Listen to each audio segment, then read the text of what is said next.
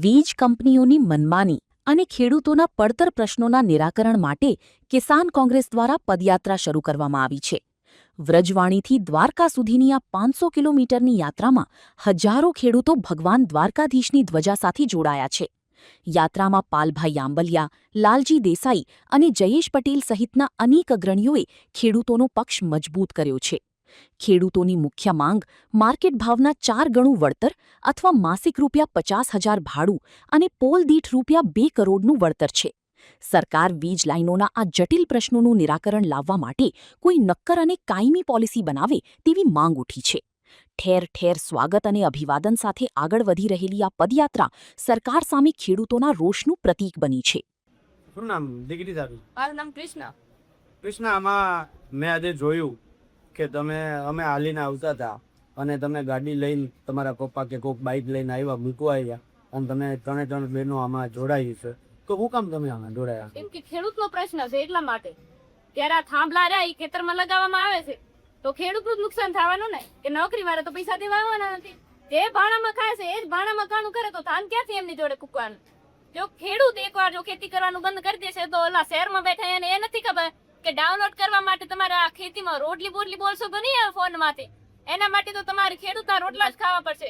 આવી 45 ડિગ્રીના તાપમાને એ ખેડૂત ઉભો હોય ત્યારે પાણી વાળતો પસીનામાં થતો હોય ત્યારે તમે અહીંયા બેઠા એસીમાં બેઠા રોટલા ખાઓ છો.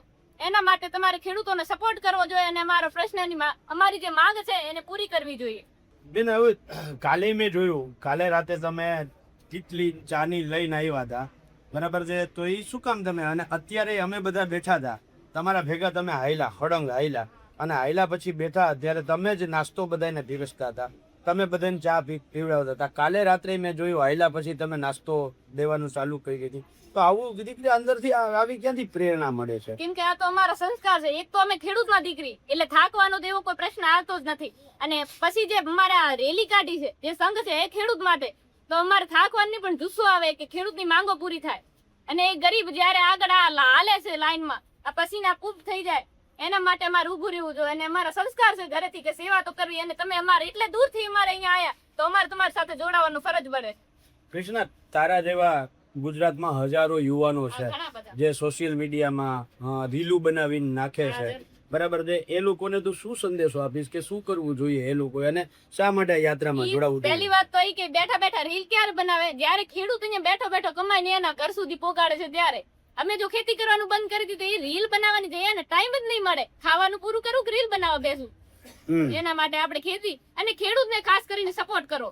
અને આ અત્યાચાર, એક તો અમે સાથ તો આપતા નથી, ઉપરથી અત્યાચાર કરવાના. ઇન્સાફ જોવે, ખેડૂતને ઇન્સાફ જોવે કે તમે આની માંગો પૂરી કરો. આ થાંભલા તમે લાઈટના નાખો એના પછી ખેડૂતને શું ખેતી કરવાનું બંધ કરી દેવાનું? એને બીજો તો ધંધો છે નહીં, અને ખેતી કરવાનું બંધ કરી દે તો શું કરવાનું? એ ખેડૂત દુઃખી નહીં થાય, આખી દુનિયા દુઃખી થવાની છે ખેડૂતના લીધેથી. કૃષ્ણ, આ યુવાનો છે એને તું શું સંદેશો આપીશ આ યાત્રાને લઈને?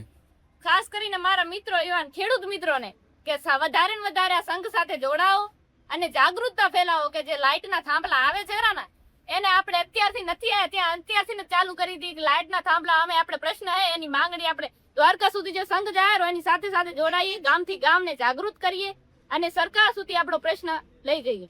થેન્ક યુ કૃષ્ણ, આભાર તારો, ખૂબ ખૂબ આભાર.